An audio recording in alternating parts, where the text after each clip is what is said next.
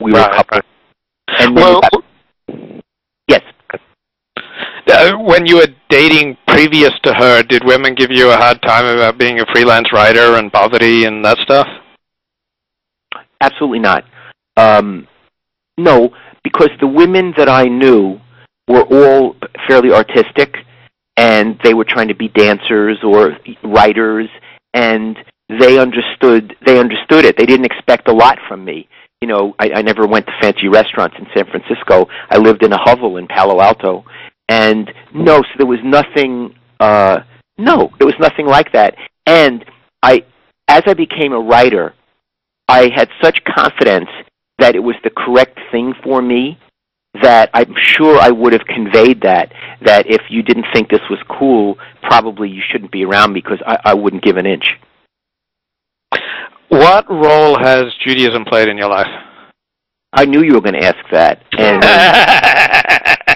so I want to give a really good answer and a sincere answer. So maybe I'll backtrack and give a little history. Yes. Okay. The part of Brooklyn I grew up in was called Flatbush.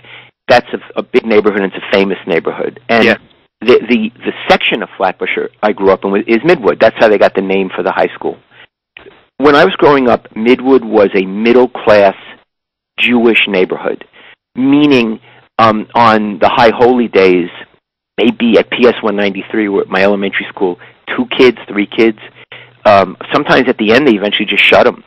So I grew up with a tremendous Jewish identity, and my parents had lived through, obviously, the Holocaust. They were both first-generation Americans, so they saw themselves as an insular group different from non-Jews. So I had all of that. We were in a synagogue. It was an Orthodox synagogue, and I had a bar mitzvah. My brother had a bar mitzvah. My sister did not have a bat mitzvah. I don't know why. So I was clearly Jewish, and Dawn and I have a son, Grant Iggy, and my wife is not Jewish, but he's been brought up Jewish and had a bar mitzvah. So the identity of being Jewish is absolutely essential to me. Yet I work on Rosh Hashanah, I work on Yom Kippur.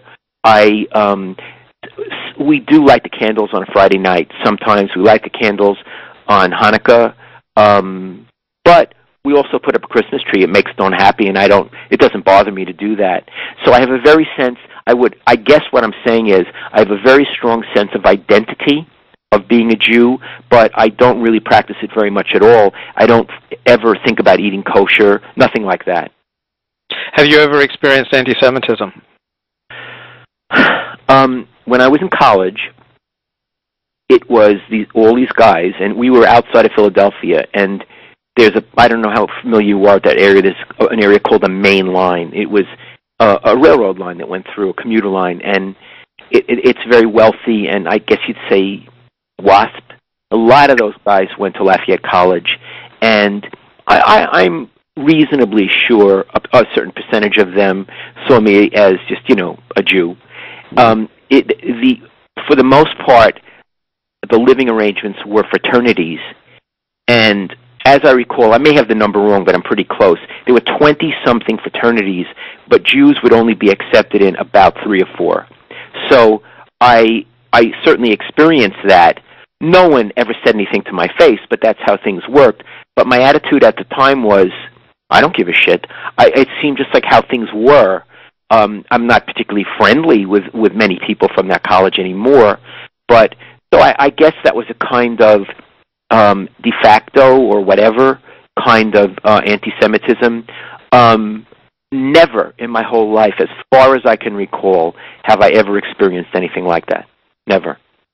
Wow. I'm not aware of it. Maybe if I thought and dredged my memory, but no. I mean, I lived in New York.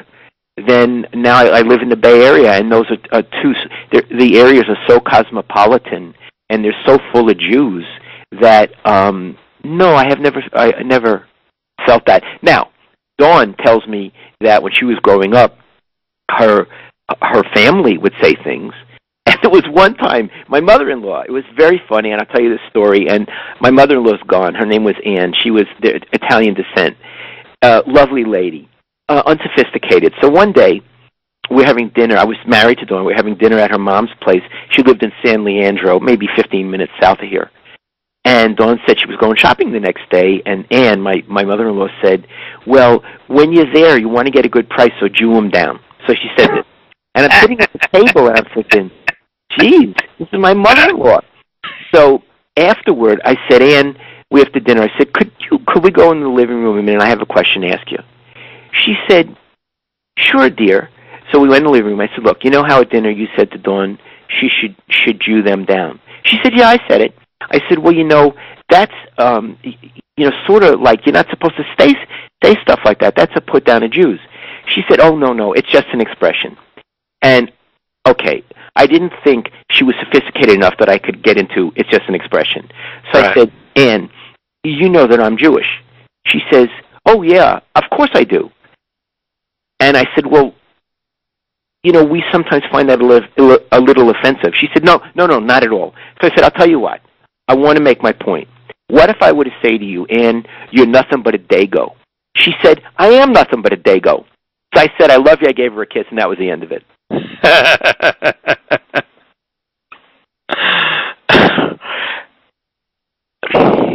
Are there Jewish ways that you think, and if so, what are they? Okay.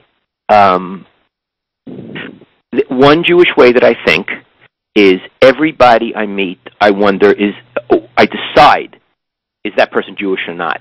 That would be one of the first things. And it was inculcated in me, my mom and dad. So, like, I teach every spring. I teach creative writing at University of San Francisco. In a few weeks, I'm going to get my class list. I'll go through the class list right away and look for Jewish names. So it's a us and them mentality, which I am a stereotype for that. My humor is probably what you'd identify as New York Jewish, which is ironic to sarcastic, also self-deprecating in a lot of ways, looking for the absurdity in things all the time.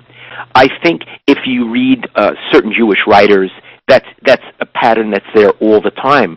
So I would say that my mindset is argumentative, arguing a point, making fine distinctions, that kind of thing, causing trouble, verbal trouble, all of that, I think, at least in my mind, are Jewish ways to proceed. Yeah, I saw it particularly in, I think it was a blog post you made about God and the 49ers' third Super Bowl victory, the one where Bill Walsh retired. And were you talking also about Mike Singletary saying that God was on our side, or someone saying God is on our side?